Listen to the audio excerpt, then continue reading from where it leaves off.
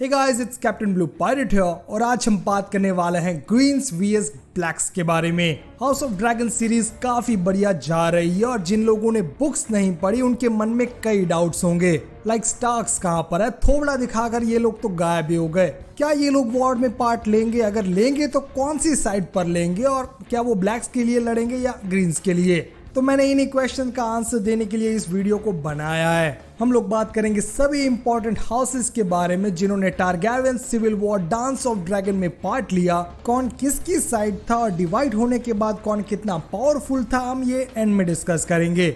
Of course ये video show lovers के लिए काफी बड़े स्पॉयलर्स ला सकता है, तो प्लीज वीडियो आगे ना देखे। अगर आपको स्पॉयलर्स से कोई फर्क नहीं पड़ता तो चलिए शुरू करते हैं।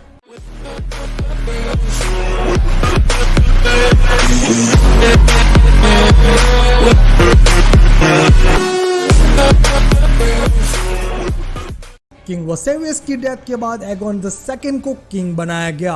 वो चूतिया बनने को तैयार नहीं था, लेकिन तब के किंग्स गार्ड कमांडर क्रिस्टन कोल ने कहा कि अगर वो किंग नहीं बनेगा तो उसकी सिस्टर उसे मार देगी। क्रिस्टन कोल ने एगोन के सर पर क्राउन रखा और इसी कारण से उसे किंग मेकर भी कहा जाता है। एगोन के कोरोनेशन के साथ ही सिविल वॉर की शुरुआत हुई। सबसे पहले डिवाइड हुई स्मॉल काउंसिल। उस टाइम स्मॉल काउंसिल में मेस्टर थे ऑरविल, जिसे हमने एपिसोड 5 में देखा था, और 6 में वो ग्रैंड मेस्टर भी बन गए थे। दूसरे थे टाइलैंड लैनिस्टर, जिसकी मैरिज रेनिरा से होने वाली थी पर नहीं हुई। नंबर 3 लॉर्ड बिल्सबेरी और lord commander Criston Cole. As a reward Larys को भी मास्टर्स ऑफ विस्पर बनाया गया था, मतलब मेजॉरिटी एगोन द सेकंड की साइड में ही थी। पर बिल्सबेरी और ऑरविल दोनों रेनिरा के साइड थे और बिल्सबेरी को तो वहीं क्रिस्टन कोल ने मार दिया। यही मेन रीजन था कि ऑरविल यहाँ पर कुछ नहीं बोल पाए और शांत रहे। ये पूरी काउंसिल इसी तरीके से बन गई ग्रीन्स की। दूसरा डिवाइड हुआ किंग्स गार्ड का। वसेरियस ने 7 किंग्स गार्ड को पोजीशन पर रखा हुआ था। जैसे मैंने बताया, लॉर्ड कमांडर क्रिस्टन कोल थे जिन्होंने अपना सपोर्ट दे दिया एगोन द सेकंड को और अपने दूसरे नाइट्स को भी ऑर्डर किया। एरिक और आयरिक दोनों जुड़वा भाई थे, लेकिन दोनों ने ऑपोजिट साइड्स को चूज किया। एरिक ने रेनिरा की साइड ली जबकि आयरिक ने एगोन की। सर विलिस ने लॉर्ड कमांडर के ऑर्डर को फॉलो करते हुए ग्रीन साइड चुनी और सेम हुआ सर रिकार्ड के साथ। लेकिन कुछ लोग रेनिरा के साइड भी थे, लाइक सर स्टेफन और सर लॉरेंट, जिन्हें बाद में क्वींस गार्ड का कमांडर भी बनाया गया। सर स्टेफन काफी इंपॉर्टेंट रोल प्ले करेंगे क्योंकि जब ये कूप हो रहा था तब वो किंग्स लैंडिंग से एस्केप करके ड्रैगन स्टोन पहुंच जाते हैं और वो जाने से पहले वसेरियस का क्राउन चुरा लेते हैं। इसी क्राउन के कारण रेनिरा का कोरोनेशन हुआ, जो काफी इंपॉर्टेंट सीन था। ये तो बात हुई एडमिनिस्ट्रेशन की। अब आते हैं हाउसेस पर। सबसे पहले बात करते हैं हाउस स्टार्क की। जब डांस ऑफ ड्रैगन की शुरुआत हुई, लॉर्ड क्रेगन स्टार्क पावर में थे। ये मोर लाइक रॉबर्ट स्टार्क जैसे ही है और इन्होंने अपनी डॉटर की शादी जकैविस से करवाई थी, ऐसा माना जाता है। स्टार्क्स ने पहले से ही साइड ली थी ब्लैक्स की और क्रेगन स्टार्क ने also hand of the king के रूप में भी काम किया। Really Aegon the third Starks से काफी खुश थे क्योंकि उन्होंने ही जंग में पूरा पासा पलट दिया था। दूसरा सबसे पावरफुल हाउस था वल्लेवियन, जो ऑफ कोर्स रेनिरा की साइड ही थे। लॉर्ड कॉर्लिस अपनी बहू को क्वीन बनाने की ट्राई कर रहे थे और इनके पास सबसे पावरफुल नेवी थी जो इन्होंने काफी बढ़िया तरीके से यूज की। इन लोगों के सामने थे 3 बड़े हाउसेस, जिसमें से एक था हाई टावर, जो ऑफ कोर्स अपने भांजों को ही किंग बनाना चाहता था।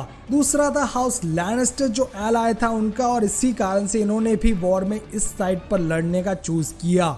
हैरनॉल के हाउस स्ट्रॉन्ग ने भी साइड ली एगोन द सेकंड की, क्योंकि लॉर्ड लारिस थे उस टाइम पावर में और रियली मजा आता अगर हार्विन जिंदा होता, तो खैर जाने दो। हाउस एरन ने सपोर्ट किया रेनिरा का। हाउस बराथियन गए एलिसेंट के साइड पर। उन्हें पहले से ही लड़की को सपोर्ट करने में प्रॉब्लम थी और हाँ, इसीलिए बॉरिस बराथियन चले गए उस साइड। हाउस ब्लैकवुड तो आपको याद ही होगा, उन्होंने साइड ली रेनिरा की क्योंकि ब्रैकन्स द एगोन की साइड पे लड़ रहे थे। इन लोगों का तो आपस में ही सिविल वॉर चल रहा है। यहाँ डाउन साउथ डोन ने वॉर में उतरने से मना कर दिया। उनका क्लियरली कहना था कि ये उनका इंटरनल मैटर है, हमें बीच में नहीं पड़ना।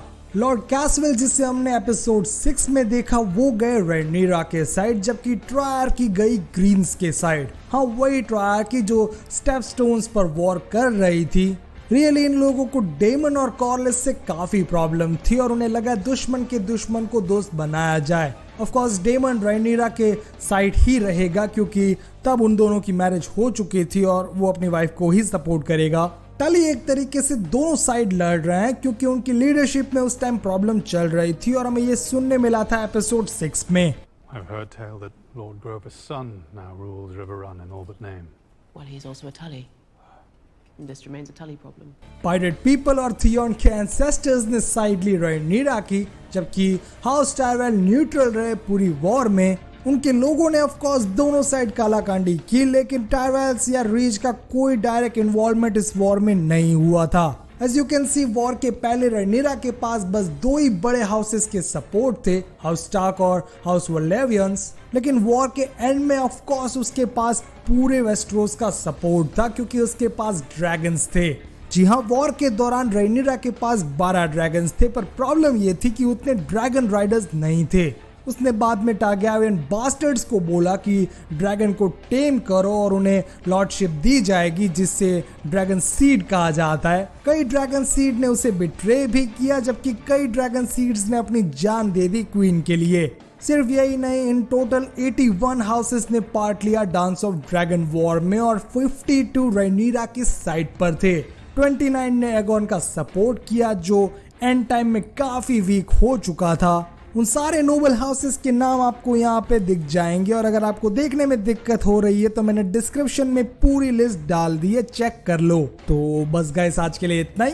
अगर ये वीडियो पसंद आया हो तो लाइक करो, कमेंट सेक्शन में मुझे जरूर बताओ कि अगली कौन सी सीरीज के बारे में बात करना चाहोगे। गेम ऑफ थ्रोन्स और हाउस ऑफ ड्रैगन के जुड़े दूसरे वीडियोस के लिए आप मेरी चैनल पे जा सकते हो। तो see you guys, catch you on my next video. Thanks for watching.